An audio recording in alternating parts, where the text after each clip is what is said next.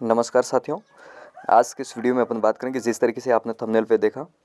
साथियों, प्रधानमंत्री किसान सम्मान निधि योजना के अंतर्गत एक जो ऑफिशियल अपडेट है वो सबसे बड़ी अपडेट है और आप सभी लोगों के लिए इंपॉर्टेंट अपडेट है। इस अपडेट को आप जरूर रीड आउट करें और इस वीडियो को स्किप ना करें। तो साथियों, आप समझ सकते हैं कि प्रधानमंत्री सम्मान किसान निधि योजना की जो 16वीं किस्त है वो आपको समथिंग मार्च के अंदर मिलने वाली है साथियों।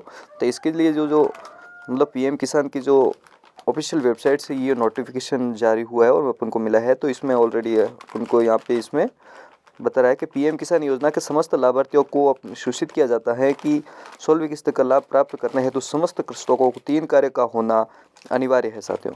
मतलब 3 कार्यों का जो होना आपको अनिवार्य है। देख सकते हैं ये 3 कार्य और इन 3 कार्यों का जो पूरा जो मामला है वो ब्यौरा है वो किस तरीके से ये नीचे दे रखा है, इसमें आप वो कर सकते देख सकते हैं। लेकिन इसको मैं आपको इसको रीड आउट करके आप बता दूंगा। सत्य देखिए, फर्स्ट में आपको किस तरीके से लिखा हुआ है ये देख सकते हैं आप। भूमि विवरण का पोर्टल पर अपलोड होना अनिवार्य है साथियों। भूमि विवरण का पोर्टल पर अपलोड अनिवार्य है। तो आप किस तरीके से वो कर सकते हैं, तो यहाँ पे ये लिख रखा है। ठीक है साथियों, इसमें लिख रखा है कि भूमि विवरण का अपलोड पोर्टल पर अपलोड होना अनिवार्य है। तो इस तरीके से इसमें दे रखा है ये।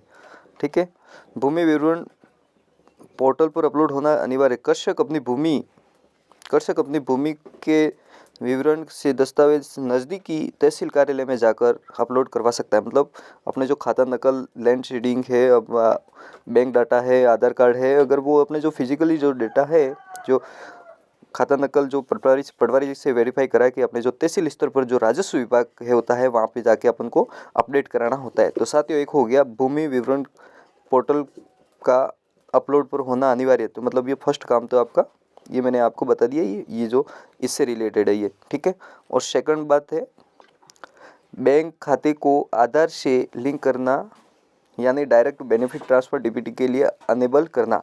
मतलब कुल मिला के जो अनेबल इसके जो डीबीटी का जो पेमेंट वगैरह होता है, जो मतलब सरकार इसके माध्यम से आपको क्या कि ऑन द स्पॉट सरकार सीधे कस्टमर जो गवर्नमेंट से कस्टमर तक उनके खाते में पेमेंट डालती है, तो वो एक डीबीटी के माध्यम से डालती है। तो डीबीटी एक ऑनलाइन प्लेटफॉर्म ही है जिसके माध्यम से आपको डायरेक्ट आपके खाते में पेमेंट मिलता है। बाकी पहले तो क्या होता था कि 4-5 स्टेप पे वो पेमेंट आते कहाँ तक क्या पहुँचता, तो वो मतलब रिश्वतखोरी और मतलब कुल मिला के जो पैसा कोई खा जाता है इस तरीके से। तो वो सरकार ने डीपीटी का ऑप्शन स्टार्ट किया। तो डीपीटी के लिए आपको क्या करना है, आप इसमें देख सकते हैं ये सेकंड पॉइंट है। सेकंड पॉइंट ये इससे रिलेटेड है। ये जो नज़र आ रहा है आपको, इसमें ऑलरेडी लिखा हुआ है कि बैंक आधार लिंक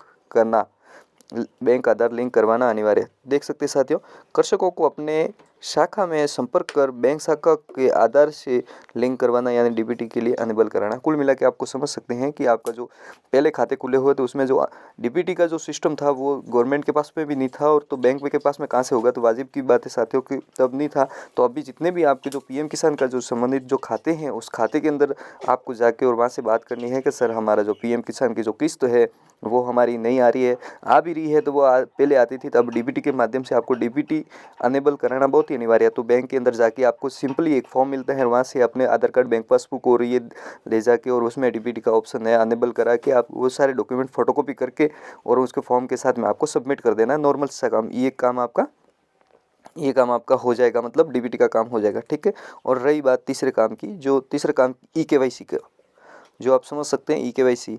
अब तीसरा काम ये पीएम किसान पोर्टल या मोबाइल ऐप पर होगी ई-केवाईसी। मतलब ई-केवाईसी आप समझ सकते हैं, जो ऑनलाइन तरीके से अपना जो डाटा होता है, जो आधार कार्ड वेरिफिकेशन होता है, ऑनलाइन डिजिटल वेरिफिकेशन जिसको बोलते हैं ई-केवाईसी।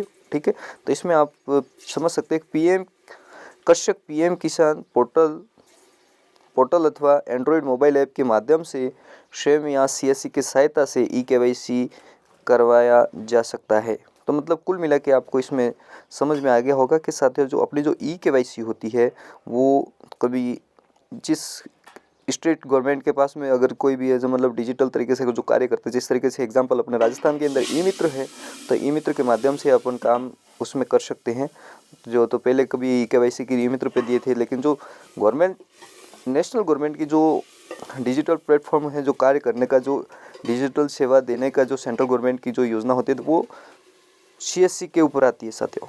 CSU के पूर्व जो CSC कॉमन सर्विस सेंटर होता है, हर जिले हर राज्य के अंदर इसको कॉमन सर्विस सेंटर के नाम से जाना जाता है। और इसलिए कि हम भी एक CSC संचालक है, हमारे पास में भी CSC है और ई मित्र भी है।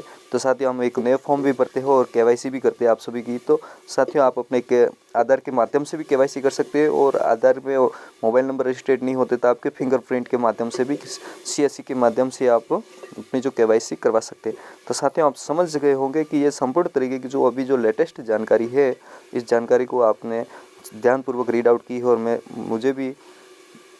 मैंने भी आपको पूरी तरीके से समझाने की कोशिश की है कि ये जो ऑफिशियल अपडेट है उन लोगों तक ये ज़रूर पहुंचे जिनको कि PM किसान की जो किसान की किस्त जो मिलती है हमेशा मिलती रहे। तो कोई भी अगर समस्या आ रही है तो उसको किस तरीके से आपको निवारण करना है तो इस वीडियो के अंदर मैंने सारा बता दिया। और भी इसके रिलेटेड आपको कोई भी सवाल या सुझाव है तो आप बेझिझक हमारे कमेंट बॉक्स में जाके हमें कमेंट कर सकते हैं और हम उनका जवाब आपको तुरंत देने की कोशिश करेंगे साथियों। और वीडियो अच्छा लगा है तो लाइक करें और चैनल पर पहली बार है तो चैनल को सब्सक्राइब करें। और साथियों आप फेसबुक पेज पर हमें देख रहे हैं तो फेसबुक पेज को फॉलो करना ना भूलें। तो साथियों जय हिंद और मिलते हैं नेक्स्ट वीडियो में, तब तक के लिए धन्यवाद।